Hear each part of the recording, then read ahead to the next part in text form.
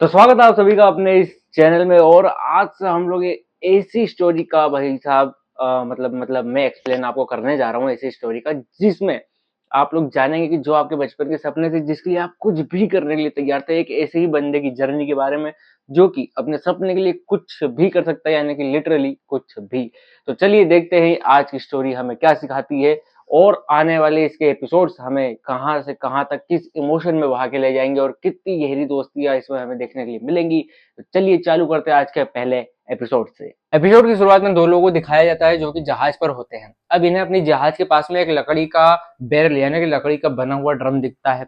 अब ये जिस जहाज पे है उसके अंदर का सीन दिखाया जाता है तो मालूम पड़ता है कि ये एक पैसेंजर शिप है। पैसेंजर शिप यानी यहाँ पे भाई साहब नाच हो रहा है, गाना हो रहा है। जैसे लोग आते हैं पैसेंजरों शिपों पे समुद्र की राइड लेने के लिए, ये लोग उसी प्रकार के लोग हैं। यहाँ पे एक लड़का आता है और एक लड़की से पूछता है कि क्या आप मेरे साथ डांस करेंगी।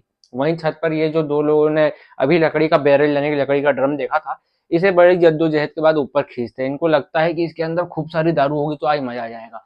अब जैसे ये लकड़ी का ड्रम ऊपर लेते हैं कि इनके एक साथी की नजर जाती है कि सामने से एक लुटेरों का जहाज आ रहा है।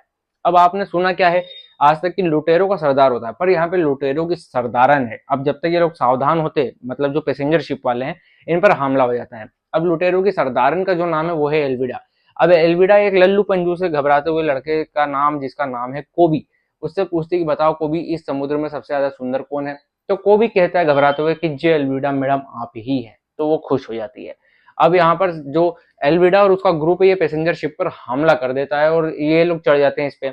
यहाँ बेचारा जो हमारा लल्लू पंजू सा कोबी है वो ऊपर चढ़ने में घबरा रहा होता है कि यहाँ पर एल्विडा मैडम आकर कोबी की हेल्प करती हैं। वो ऐसे कि ये घुमा के देती हैं कोबी के पिछवाड़े पर और सीधे उसे पैसेंजर शिप पर फेंक देती हैं और पीछे पीछे खुद भी आ जाती हैं। इधर एल्विडा इस जहाज पर आती है, उधर वो लड़की जो है वो अपना रूप बदल कर पहुंच जाती है कहाँ, एल्विडा के जहाज पर। अब ये जो भाई साहब कोबी है ये वहीं जाकर पहुंच जाते हैं जहां पर वो लकड़ी का ड्रम लुढ़कते हुए पहुंच गया था।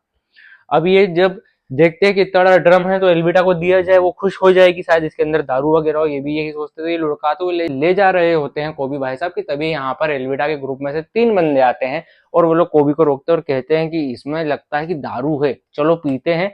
पर वो कोबी मना करता है। पर वो कहते हैं कि कुछ मत बोलना, तुम अपना मुंह बंद रखना और हम एल्विडा को संभाल लेंगे।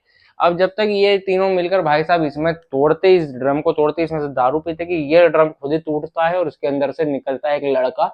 और वो कहता है कि हा मजे आ गए, इतनी ज्यादा शौक है भाई साहब। और वो इसी दौरान पे एक जो लुटेरा था उसको घायल कर देता है। बाकी के दो हैरान होते हुए पूछते हैं कि आखिर तुम कौन हो। तो वो कहता है तुम कौन हो। तो वो पूछते हैं तुम कौन हो ये बताओ।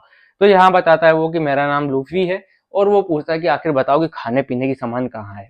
अब ये लोग घबरा जाते हैं एक तो। अब ये कोबी से पूछता है कि भाई साहब बताओ कि यहाँ पे खाने पीने की सामान कहाँ है। जब तक ये कोबी से पूछ रहा होता है कि ये दोनों के ऊपर तलवार से हमला करते हैं। अब ये पता नहीं कैसे भाई साहब दोनों की तलवार आधी आधी करके छत में घुसा देता है तोड़ के। तो ये दोनों भाग जाते हैं उस बेहोश हुए लुटेरों को लेकर और कहते हैं भागते हुए कि हम एल्विडा को लेकर वापस जरूर आएंगे। अब ये कोबी से कहता है कि चलो कुछ खाने के लिए ढूंढते हैं। कोबी लूफी को रोकता है पर लूफी कहाँ मानने वाला था। लूफी जा पहुंचता है कहाँ, अनाज के गोदाम पे, जहां पर अनाज ढेर सारा रखा हुआ था। अब ढेर सारे अनाज में से लूफी को मिलता है सेब खाने के लिए। वो सेब खाते हुए पूछता है कोबी से कि बताओ कोबी कि आखिर ये क्या लुटेरों का जहाज है। तो कोबी कहता है नहीं, ये पैसेंजर जहाज है जिस पर एल्विडा मैडम ने अटैक कर दिया है। उसमें कोबी बताता है कि भाई साहब मैं कोई लुटेरा नहीं हूँ, मैं 2 साल पहले अपने गांव में से बाहर गया हुआ था मछली पकड़ने के लिए कि तभी एल्विडा और उनका ग्रुप आए, उन्होंने मेरी नाव ली और मुझे भी साथ में लिया और अपने इस शिप पर ले आए और तब से मैं इन लोगों के साथ यहाँ पर रह रहा हूँ। अपनी जान का खतरा है बेचारे कोबी को कि एल्विडा कहीं उसे मार ना दे, इसलिए वो एल्विडा को छोड़कर भाग भी नहीं सकता। एल्विडा शिप को लूट रही थी, वहीं वो लड़की एल्विडा का सारा सोना अपनी पोटली में बांध लेती है धीरे से। लूफी से घबराए दोनों आदमी एल्विडा को जाकर खबर देते हैं। कोबी पूछता है तुम क्यों समुद्र में घूम रहे हो लूफी, मुझे जरा ये तो बताओ कि तुम आखिर इस लकड़ी के बॉक्स में कर क्या रहे थे। तो तभी लूफी बताता है कि भाई साहब देखो, मुझे तो लुटेरों का बादशाह बनना है, यानी कि किंग ऑफ पायरेट। जिसे सुनकर कोबी का मुंह खुला खुला रह जाता है। कोबी हैरान होकर उससे ढेर सारे सवाल पूछता है कि तुम्हें तो वन पीस ढूंढना होगा, तुम्हें तो ये इतने सारे लोगों का सामना करना पड़ेगा, तुम्हें ये करना होगा, वो करना होगा, ये वो। कि तभी लूफी उसके एक टपली मारता है, टपा, बोलता है चुप। तो वो चुप हो जाता है बेचारा। लूफी कहता है कि भाई साहब देखो, मैं तो जो है आप लुटेरों का सरदार यानी कि किंग ऑफ द पायरेट बनकर रहूंगा, चाहे इसमें मेरी जान ही क्यों ना चली जाए। अब ये सुनकर कोबी का भी हौसला जागता है और वो बताता है कि मैं भी जो है यहाँ पर मरीन यानी ना कि नेवी जिसे हम लोग कहते हैं वो ज्वाइन करना चाहता है बेचारा कोबी। और वो कहता है कि मैं भी ढेर सारे गुंडों बदमाशों को पकड़ूंगा, ये करूंगा वो करूंगा, कि क्या मैं लूफी कर सकता हूँ। तो लूफी पूछता है कि मुझे क्या मालूम, आखिर तुम्हें करना हो तो तुम्हें मालूम होना चाहिए कि तुम कैसे करोगे। अब ये सब बात हो ही रही होती है कि इत्ते में आ जाती है एल्विडा और वो कोबी से फिर पूछती है कि आखिर बताओ कोबी की कौन है इस समुद्र में सबसे ज्यादा खूबसूरत। की तभी लूफी मुंह उठा के बोल देता कि आखिर ये मोटी सी औरत है कौन, जिसे सुन सबका मुंह फटा रह जाता है। एल्विडा जो है वो लूफी पर हमला करती है तो लूफी जो है वो कोबी को लेकर फटाक से ऊपर आ जाता है। अब यहाँ पर जो एल्विडा का ग्रुप है वो पड़ जाता है लूफी की जान के पीछे। अब ये लोग लूफी को मारने के लिए दौड़ा ही रहे होते हैं कि लूफी भाई साहब एक खंबे को पकड़कर बहुत आगे निकल जाता है और यहाँ पर हम लोग देखते हैं कि लूफी का हाथ बहुत ज्यादा लंबा हो गया है और लूफी रॉकेट बनते हुए सबको ढेर कर देता है एक ही बार में। जहाँ कोबी पूछता है कि आखिर लूफी तुम हो क्या, तो वो कहता है कि भाई साहब मैं एक रबर से बना हुआ इंसान हूँ।